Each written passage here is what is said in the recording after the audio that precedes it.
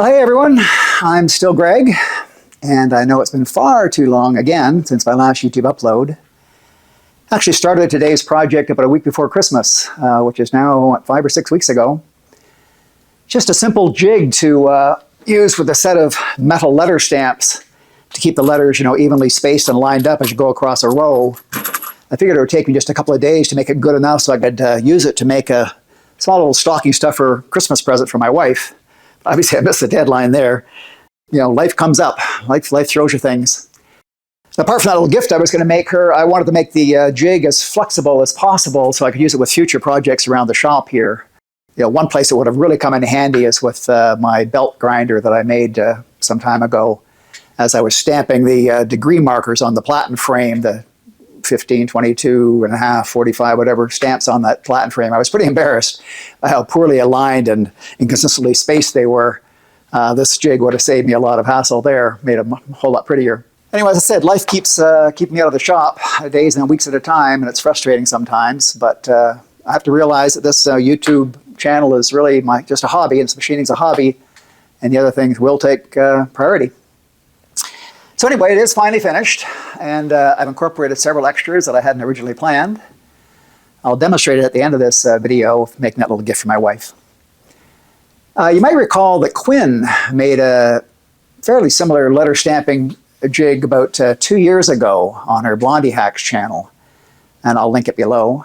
Mine is similar, but different. Mine uses a dovetail for the two sliding parts here, whereas hers is a lift-up piece that fits into channels as she goes along. My positioning plate has 3 different places for stamps, large, medium, small, because I happen to have 3 different sizes of stamps in my shop. Don't ask me why, but I wanted to have that flexibility. Mine, whereas hers plate lifts up and drops down for each character spacing, mine uses these small indents that I put into the ball nose end mill, and then these spring plungers. And I've got 2 different sets of plungers here. One is for the largest and smallest size, and one is for the medium size. And I'll explain that as I go along here a little bit. With the large size, I just skip every second one, and the small size, I use every one, and so on. So because it has 2 different, 2 different spacings, or 3 different spacings, if you look at it that way, I couldn't use the drop up, drop down thing that Quinn used. So I think this ball plunger thing works out well. And it's actually easier to machine this way once you get into the groove of it, and easier to use. The letter spacing is a little more easy to pop along, I think. Oh, I've got 30, space for 30 across the top here, 30 characters across the top of my smallest size. So I think Quinn has 15. Of course, you can make this any length you wanted to, but I needed, for this gift I'm making my wife, I actually needed about 30 characters along one row. And as with all things I make around the shop here, I made some mistakes. The stupidest one was the dovetail. When I was making this dovetail, I actually planned it out very well. I used the dowel pin measuring technique to, I made the female one first, then used dowel pins to figure it out how wide to make the male piece.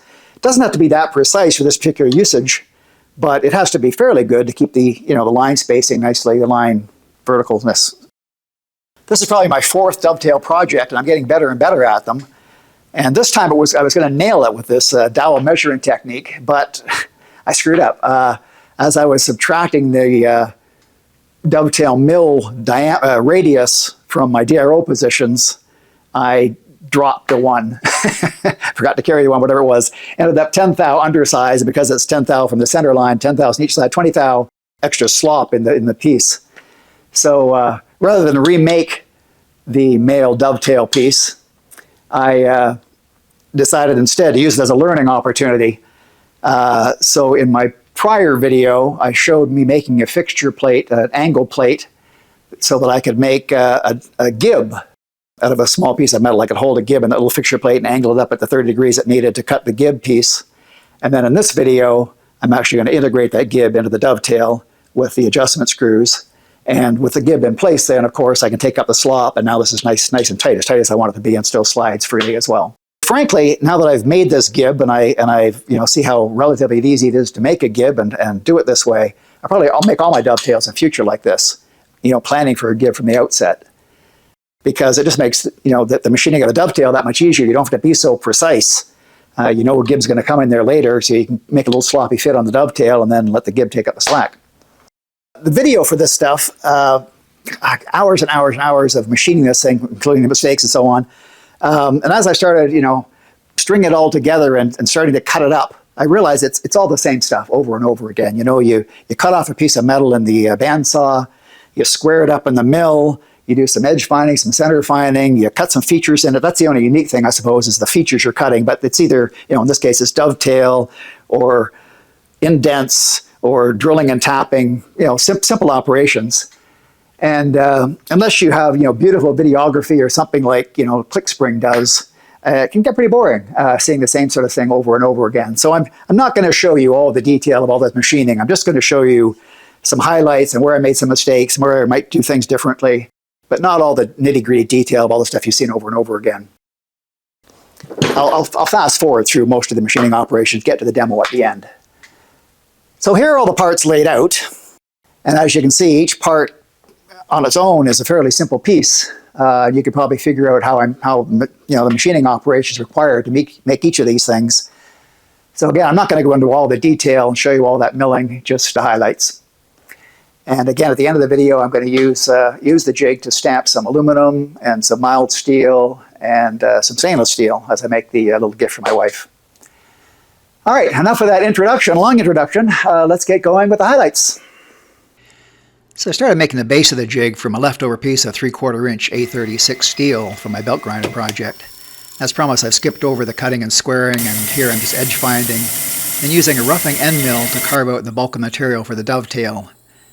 As you can see from all the smoke and sparks, it's a pretty dull roughing end mill, so I brought in this ridiculously long one, and by treating it tenderly, I managed to get the roughing done, and brought in a finishing end mill to finish the width and depth of the dovetail, and the dovetail cutter itself, of course, to go around the perimeter.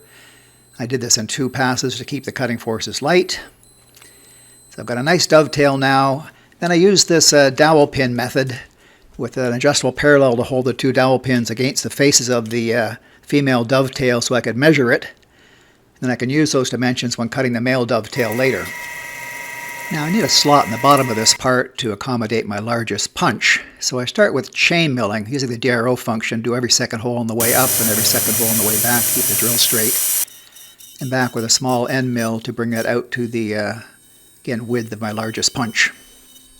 Now moving on to the top punching plate, I'll again skip over the cutting, squaring, and facing operations. Here we are center finding for the corresponding male dovetail on this top plate. Then materials are moved from both edges equally to the proper dovetail depth and outside width. I lost the footage of cutting the dovetail itself, but here it is as I'm testing the fit and realizing it's sloppy, and then I figured out where my math went wrong. Duh. Now I've got 3 punch sizes as shown here. I need to cut a square guide hole into the top plate for each of them. To get square corners, I'll have to mill in from the end of the plate. It's easier to describe by showing the top plate once I've finished that milling here. Now backing up to actually show that machining, I set the top plate on end in the mill vise, and using an 8mm end mill, cut the top slot for the largest punch, then swap to a 1/8 inch for the middle size, and finally the smallest 4mm end mill for the bottom slot. As you can see, it was hung way out here, so I had to be very careful with this one so I didn't break the mill. And I used a punch of each size to test the fit to make sure the slot was just wide enough. So now I need to fill in the gaps in that wedding cake shape to form the 4th side of each square. Quinn drilled and pinned her filler piece, which was pretty elegant. I decided to weld mine in place instead. I've got 3 to do, and I think it's a little bit easier. After welding, I came back with a face mill to clean up the surfaces, top, bottom, and the edge. The finished part looks good, and I think it was easier than drilling and pinning each piece separately. The punch manufacturing process leaves slightly raised bumps around the bottom surfaces to prevent them from smoothly sliding through the precise square holes in the jig. I know Quinn found this issue too with her punch set. So I had to go through all 4 surfaces of every punch in all 3 sets to grind off all those little swells. It was tedious, but once I got into the groove, I think I had them done in about 25 minutes. Here's a picture of one of each size to show where the grinding was done. I mentioned earlier that my dovetail is sloppy, so I made a gib strip in my earlier video. As you can see, it's a parallelogram with matching angles to fit the 60-degree dovetail slot. Now I need to trim down the male dovetail on one side to make room for the gib. Now with an adjustable gib, the actual dovetail doesn't have to be all that accurate. So I just used a Sharpie to mark and then milled off from the side. Came back with a dovetail cutter to reform the male dovetail on that side. And here I am center finding and edge finding to mark the position of 3 gib adjustment screws that I first drill out. And then of course tap. And a light chamfer to remove the burrs. With the 3 pieces loosely assembled, I used a transfer punch to mark the center hole on the gib so that I could then move that over to the mill, and with a spotting drill just put 3 dimples in on the 3 positions for the adjustment screws. This will help keep the gib in place from sliding back and forth when the parts are assembled. And then with the belt grinder I rounded over the ends of 3 adjustment screws to fit into those dimples. And now here's the punch jig reassembled on the bench. And I've got my gib screws in and I've adjusted them fairly loosely because I don't have a crank here to muscle this down with. I have to do it by hand, so it has to slide fairly freely. And even with these guys adjusted loosely, it really does take up the slack. I hardly have any side-to-side play there. So that's good. I'm going to drill and tap and put in a stop screw here to keep this guy from coming off the end, right about there. And then the next thing I have to do, really to finish up, I plan to make the punch, the indexing marks for the punch, is to use these 6mm ball plungers, and I'm going to put indents on the top surfaces here, and drill and tap holes into the top surface here for these ball plungers to ride in. I have 1/8 and 1/4 inch size, small and large, and I think I'll be able to share the same ball plunger for those two for spacing. I'll just do every second hole for this guy and every hole for this guy. So that'll ride along this rail, and then for the 5/32, it'll have its own unique plunger on this side with its own spacing of holes here, and you'll have to tighten in the one you're going to use. So I'll align this with this hole here, and hopefully every second hole will work for this hole, and then I'll align another one here for every hole coming down this side. Hope that makes sense. Oh, and I found out too, again, remember the whole reason I had to make this gib is because I screwed up when I made the dovetail. I was 1/10 thou off on both sides. So now that I've got the gib in here, it's pushed that guy to this side by 1/10 thou, which means the largest punch will no longer clear that edge right there. It's just barely, I can just barely see it through the punch hole there. So I'm going to have to take about 1/10 thou off that surface on this side. This surface is fine, it's just the top surface there. I used a scrap of aluminum to experiment with letter spacing in all 3 punch sets. I was using A and X here, but I found later that consecutive M's require the widest spacing. I'll provide the final spacing I actually used in the video description below. I did confirm I could use double the spacing of the smallest letters for the largest, so that's good. I decided it'd be best to do some more experimentation using the actual jig. At first I wanted to add some magnets to the base to help hold it in place over the part. So here I am edge finding and then using a large end mill to make depressions for magnets I had on hand. I came back with a boring bar to make them a little larger, and the magnets fit in there now. While the part was center found, I also milled that tiny bit off one edge of the slot so the largest punch will have the necessary clearance to get through it. And I also removed a bunch of metal to form a 1/2 inch deep channel along the bottom of the base. This is like Quinn's design, where she allows small parts to be clamped underneath it. Luckily my brand new roughing end mill showed up and I was able to use it. And pretty chamfers all around. Finally I drilled and tapped for the stop screw that I mentioned earlier, though you'll see later I end up removing it. And here's what the jig looks like so far from the bottom with the magnet CA glued in place. Now I was able to use the jig itself to do some more experimentation with the letter spacing. I used a Sharpie and my calipers to mark some consistent spacing on the jig, then tried that spacing in a row of M's. I wiped off the marks and tried again until I was happy with the results. I repeated it with all the punch sizes. Again, I'll post my actual spacing in the description below. The jig assembled, I figured out the maximum range for the start and end positioning indents, where the punch would fit in the available length, and I die-cammed the bottom part and scribed the start and ends, as shown here. Oh, and here you can actually see the letter spacing that I used. Now some edge finding so I can center the indents on the flanges, and recorded the DRO positions for the mating ball plungers holes later. I also found the scribe marks and kept their 0 positions separate in the absolute and incremental parts of my DRO.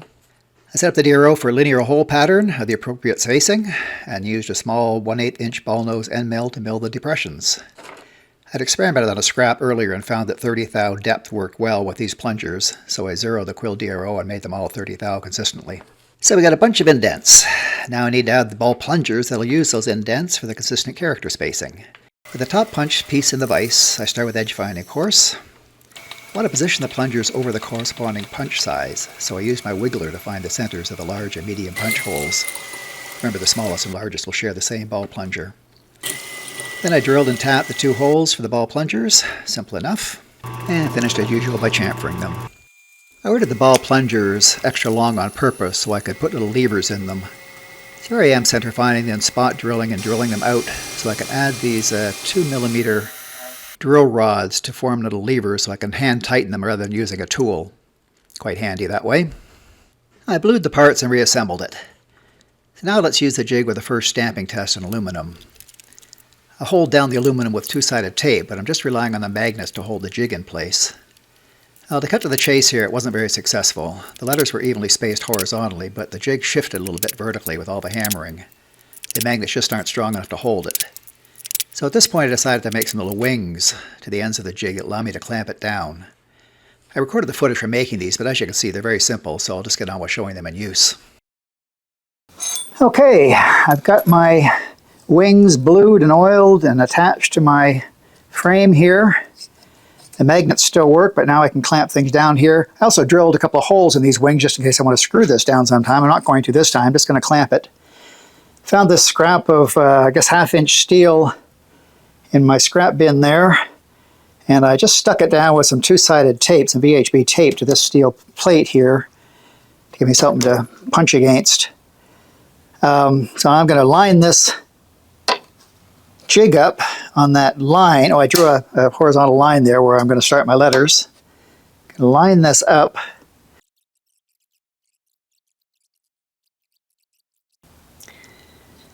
All right, let's clamp these guys down tight. A little bit at a time. And hopefully it won't move. Okay. Still square. All right, here we go. Some real-time punching.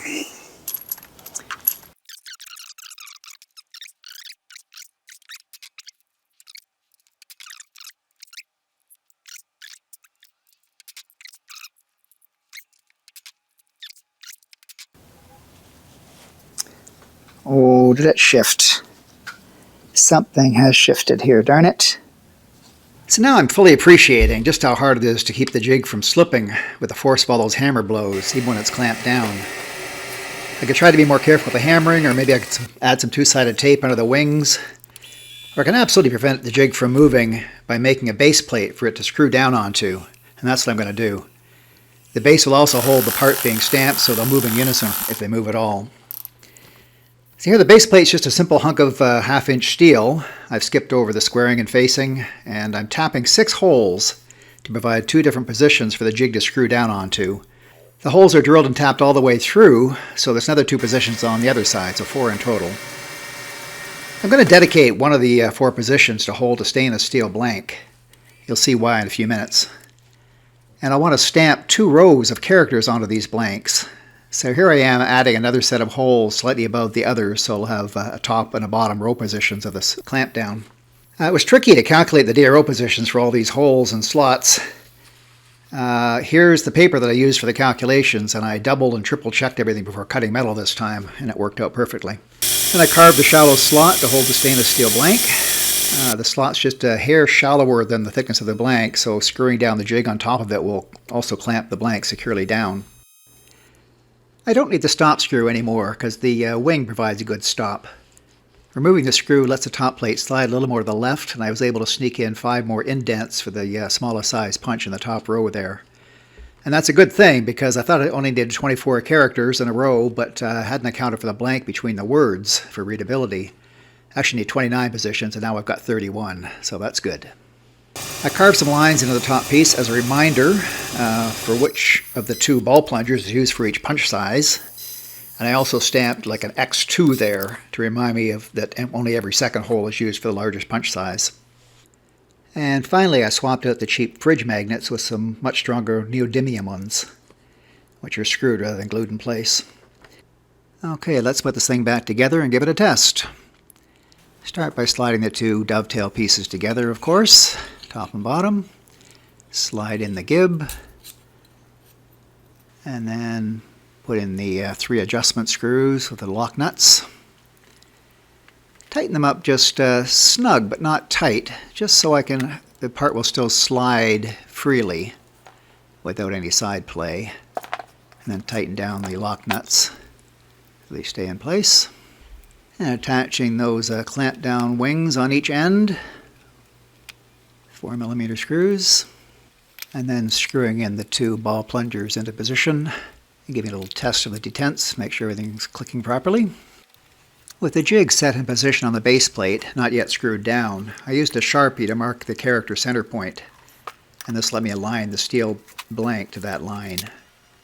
I'll be stamping the other side of that 1/2-inch blank I tried earlier. Remember, it slipped in the clamps around the 6th character.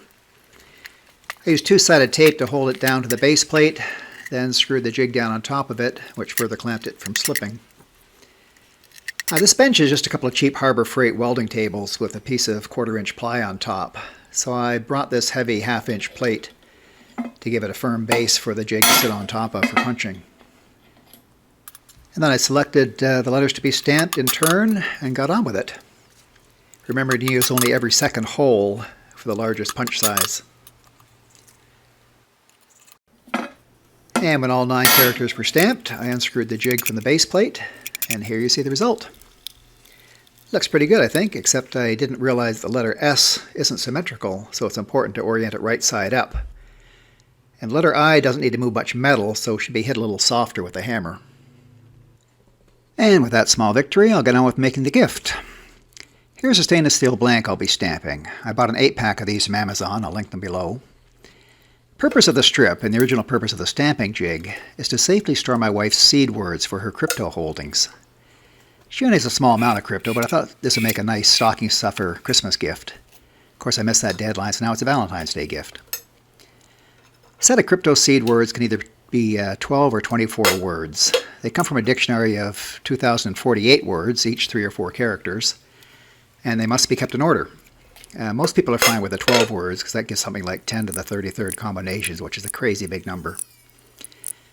The words are all unique in their first 4 characters, so all you really need to do is to save those first 4. So I'll be stamping 2 rows onto the strip. Each row will have 6 4-character words, and I'll leave a space between each for readability. As you saw, I started by setting the steel strip into the machine groove of the base plate, and then screwed the jig down onto the base plate into the upper row position. And that also clamps the ends of the steel strip so it can't move. So after I stamped the 6 words into the top row, I repositioned the jig to the bottom row and repeated to stamp the other 6. It took a while, but it worked well, and here you can see the final result. Made just a couple of small mistakes with extra spaces. And we're finally at the end of this lengthy project, and I can get on with the next project.